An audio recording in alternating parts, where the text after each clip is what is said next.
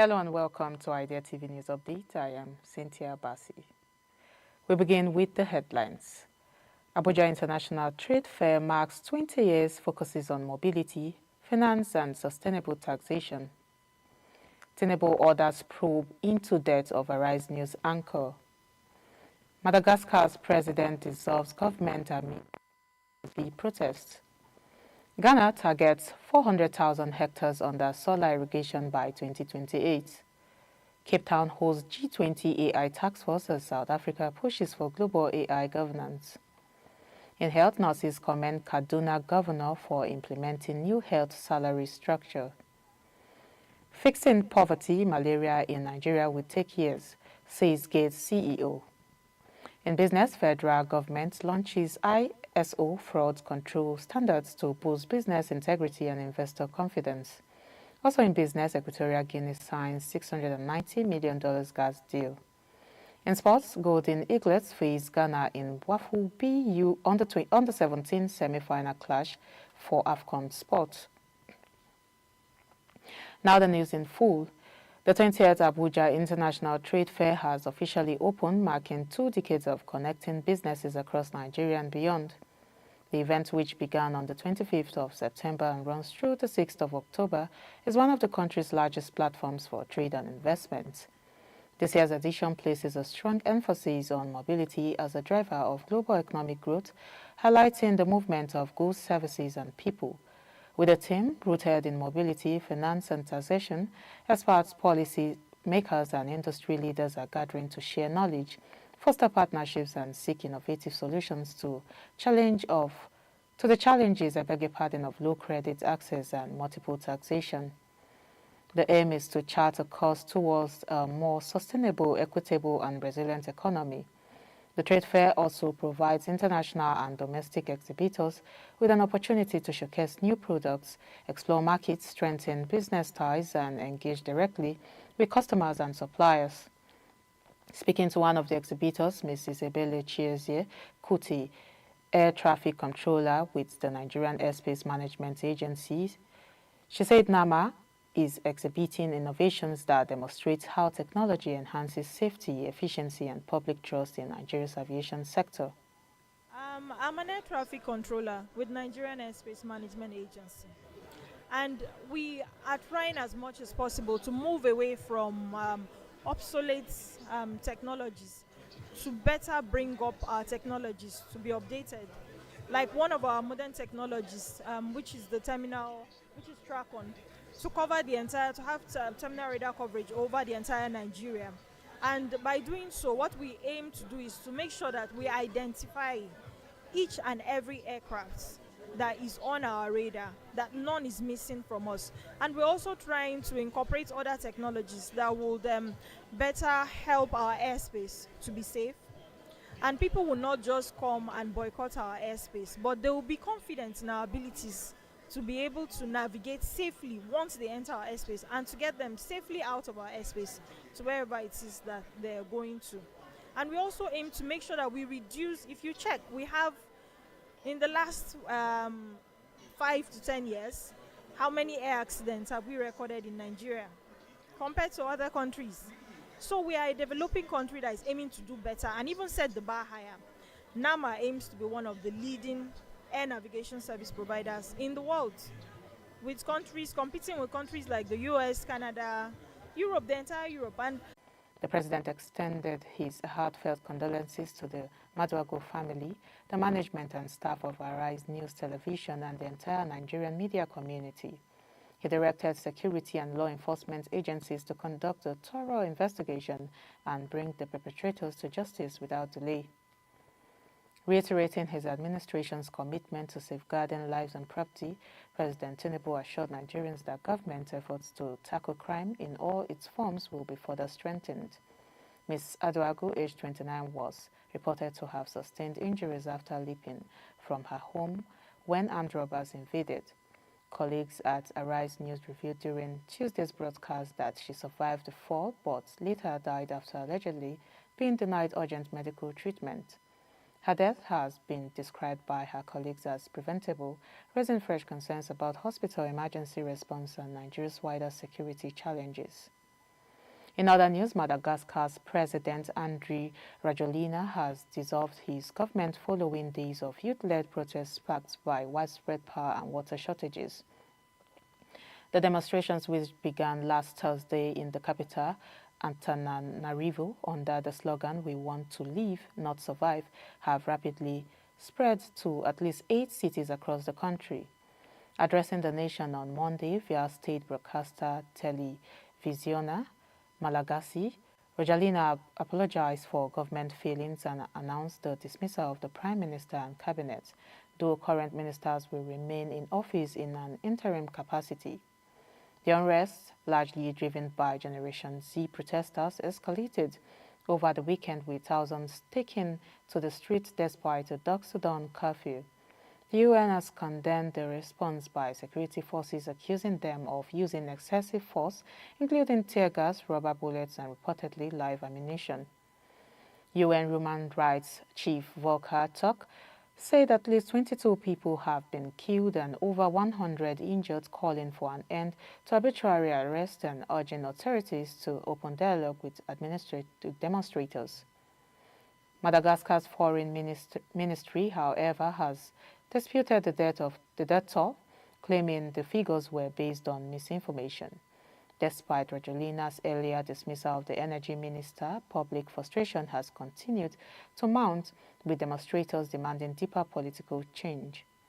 Some reports indicated attacks on lawmakers' homes, though protest organizers allege these were staged by paid agitators to discredit their movement. The protests marked the most serious political challenge to Rajoelina since his re-election in 2023 and the latest in a series of uprisings that have shaped Madagascar's turbulent post-independence history. Still in Africa, Ghana has announced an ambitious plan to expand solar-powered irrigation across the country with a target of bringing 400,000 hectares of farmland under irrigation by 2028. The Ministry of Food and Agriculture confirmed the commissioning of 10 new solar-powered boreholes in the northern part of the country. The project, supported by Canadian funding, forms part of the government's Feed Ghana program to strengthen food production. Authorities say 15 more boreholes will be installed between December 2025 and February 2026. According to the Agriculture Minister, the solar boreholes will provide reliable access to clean water, enable all-year vegetable farming, and empower women farmers to increase productivity, improve incomes, and enhance food security. The initiative comes just days after Energy Minister John Abdullahi Jinapor launched the 1-megawatt solar power plant in Dehenya in the Greater Accra region. The facility, financed with $5 million from the South Korean government, will provide dedicated power to the local irrigation system. Officials say this will cut reliance on costly diesel generators and boost rice production in Dehenya and nearby communities. Together, these projects mark the first phase of a broader national strategy to expand solar energy for agriculture. The government plans to deploy 400 solar pumps in 2026, scaling up to 3,500 pumps nationwide, and eventually covering 1 million hectares with solar irrigation by 2030. The Food and Agriculture Organization estimates that only 3% of Ghana's cultivated land, around 7.4 million hectares, was equipped for irrigation in 2022. The government says accelerating irrigation development is essential to reducing the country's dependence on rain-fed farming and achieve long-term food security. Moving on, South Africa has placed artificial intelligence at the center of global policy discussions as it hosted the G20 Task Force on Artificial Intelligence, Data Governance and Sustainable Development at the Cape Town International Convention Center. Opening the session, the Minister of Communications and Digital Technologies, Solly Malassi, described AI as a profound transformative force shaping economies, societies, and governance worldwide. He emphasized that while AI offers vast opportunities in healthcare, education, agriculture, and public services, it also brings serious risks such as bias, inequality, data privacy concerns, and misinformation. The minister stressed that innovation without ethical guardrails could deepen inequality, amplify bias, and erode trust. He called for stronger governance frameworks and international cooperation to ensure the responsible use of AI. Key priorities set out by the task force include strengthening data governance, deploying AI in public services while safeguarding human rights, boosting international research collaboration, addressing deepfakes and misinformation, and promoting multilingual representation in AI systems. The minister also unveiled the Technology Policy Assistance Facility developed with UNESCO to support countries in designing AI policies that uphold human rights and serve the public interest. Malasia highlighted the African continent's role through AI for Africa initiative, which aims to drive industrialization, empower women, develop local talent, and expand digital infrastructure in line with the African Union's Agenda 2063.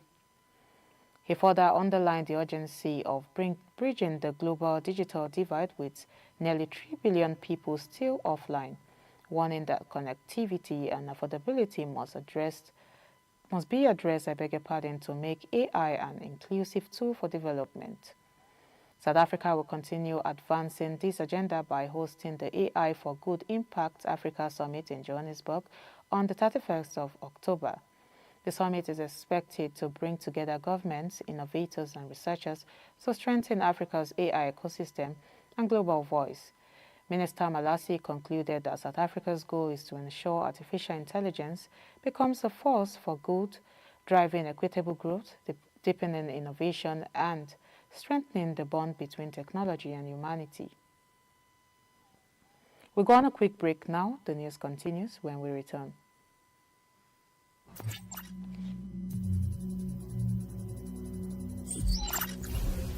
Smart apps. Smart apps leverage AI and machine learning to provide personalized user experiences and automate tasks. These apps are being used across sectors like finance, healthcare, and retail to improve customer engagement and operational efficiency. For example, smart investment apps offer tailored financial advice, while healthcare apps assist in diagnostics. However, data privacy remains a concern as these apps collect sensitive user information. The market for smart apps is projected to grow to $62.4 billion by 2025.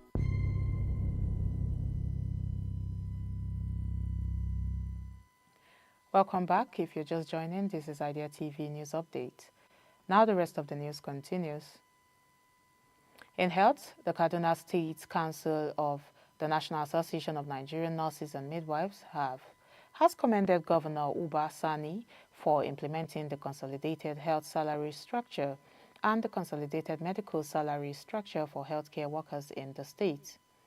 In a letter jointly signed by the State Chairman Ishaku Yakubu and the State Secretary Christiana Bawa, the association described the move as a significant act of fairness and magnanimity. It said the implementation has restored the confidence of nurses and midwives in the present administration and rekindled their hope in the renewed hope agenda of the federal government. According to the council, the governor has demonstrated a genuine commitment to the welfare of healthcare workers despite, competing demands of Kaduna's limited resources. The group noted that the decision has boosted morale, improved productivity, and positioned the state as a model for labor-friendly governance in Nigeria. The association pledged continued loyalty and professional service to support the administration's transformation agenda in the health sector. Earlier this month, Governor Uba Sani approved the implementation of the 2024 Consolidated Health Salary Structure and Hazard Allowance effective September this year, a decision that has been widely welcomed across the state's medical community. Still in health, the Chief Executive Officer of the Bill and Melinda Gates Foundation, African and Global Health Statistics, adding that the country still records one of the highest numbers of people living on less than $2 United States a day. He pointed out that reducing malaria and expanding child vaccination are key to building a strong workforce for the future. However, I explained that the economic benefits of such investments are long-term, often taking decades to fully materialize, well beyond political cycles. On Nigeria's economy, Sosman noted that while the country has made efforts to diversify revenue and raise more non-oil taxes, fiscal pressures remain a significant challenge.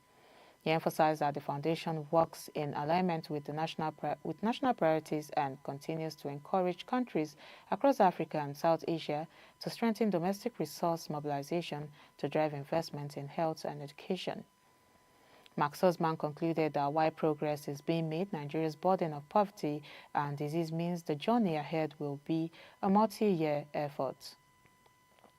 Moving on to business news, the federal government has inaugurated the ISO 37003-2025 Fraud Control Management System in Abuja to strengthen business integrity and restore investor confidence in Nigeria. The Minister of Industry, Trade and Investment, Dr. Jumoke Oduwole, represented by Mrs. Jakima Agu, described the framework as a landmark step in aligning Nigeria's economic reforms with the President Bola Ahmed Tinubu's renewed hope agenda.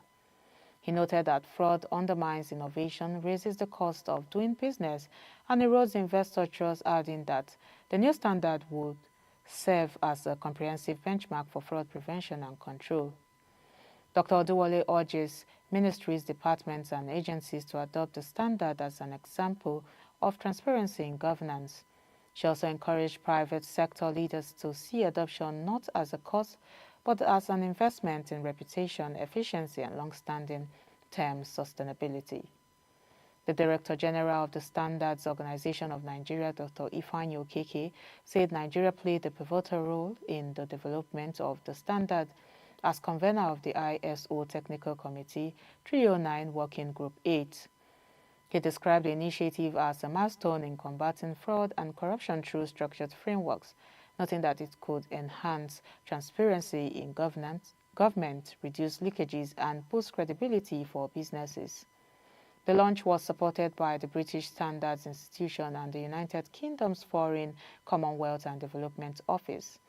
Officials confirmed that the next phase will involve training, certification, and stakeholders' engagement to ensure effective implementation.